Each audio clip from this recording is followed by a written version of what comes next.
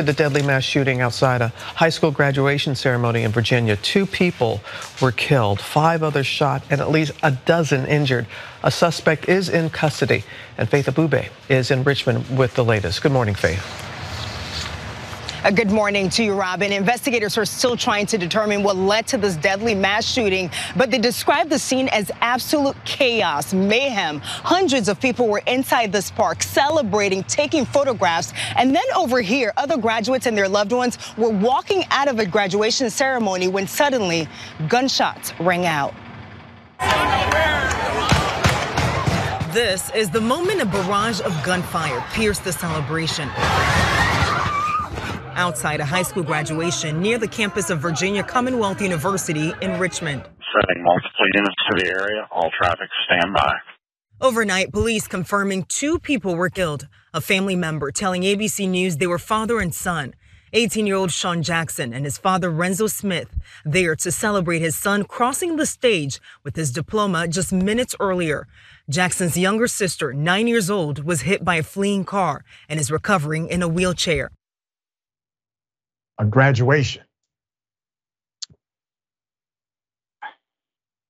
You know, graduations are holidays, especially for Black folk. I attended my daughter's graduation a few weeks ago. You know, I could not have imagined something like that happening on that day. You know, let's put it up for a mass. There's this sentiment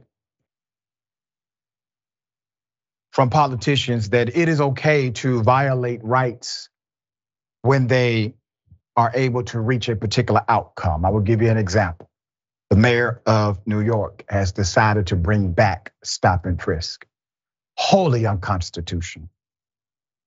But they believe the methodology would justify the outcome. They are incorrect. But when children get killed, don't talk about rights.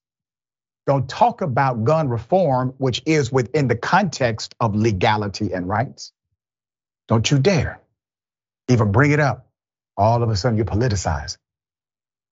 You see, they're willing to hold on to their politics and their rights when it suits them, but change the narrative when it doesn't affect them, at least according to them. Put up the picture full mass again. The suspect is in custody, 19-year-old Ameri Ty-John Pollard.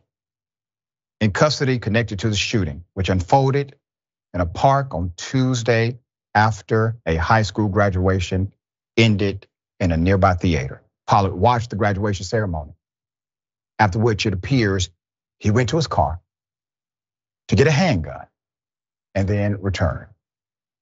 Pollard then killed high school graduate Sean Jackson, 18, killed his father, Renzo Smith, 36.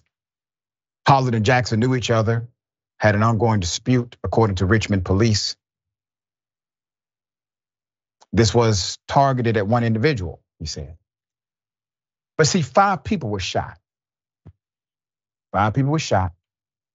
They are going to survive. 4 adults and a 14-year-old child. One victim, 31-year-old, is in the hospital, life-threatening condition, while the other 4 suffered non-life-threatening injuries. Several others suffered various injuries in connection to the shooting, such as Jackson's 9-year-old sister, who was hit by a car and hospitalized, non-life-threatening injuries. 2 people were treated for falls and 9 people were treated for anxiety and minor injuries at the scene. Pollard made his first appearance in court on Wednesday, where he was charged with 2 counts of second-degree murder and held without bail. He's due back in court June 21. He will face the music. He will face the judicial system. But here we are again. You know, access matters. That's why we have things like locks on doors. If somebody wants to come and, rob your home, they can still kick it in, right? Does that mean you leave your door unlocked? Do you leave your door open? Do you make it easier for them? Of course not. Because we understand that the very barrier of a lock can alert you so that you know that there's danger inside of your home, and that split second may make a difference in life or death. Barriers are important. But instead, the right would tell you, oh, they want to kill you, they'll kill you anyway. Oh, if they want to do it, they're going to do it anyway. Well, think about this. Think about the 18-year-olds who went out and bought a gun legally, shot somebody. What if they had to wait until they were 21? Do you think they're thinking the same way at 21 as they were at 18? Access matters. All right, Cenk, thoughts here? Yeah, so unfortunately, I'm not overly surprised, and that is very unfortunate. But these kind of shootings are coming to a neighborhood near you. I've been saying that for years now, and unfortunately, I've been proven correct over and over again. Now we have more than one mass shooting per day now. We have more than one gun per person in America. Well, that means over 300 million weapons. We're awash in a sea, an ocean of weapons. Does it make a difference? Of course it does. The more guns you have, the more gun homicides, the more gun suicides that you have per country. The amount of mass shootings we have is record-breaking, unprecedented in world history. The OK Corral shootout only got 2 people killed.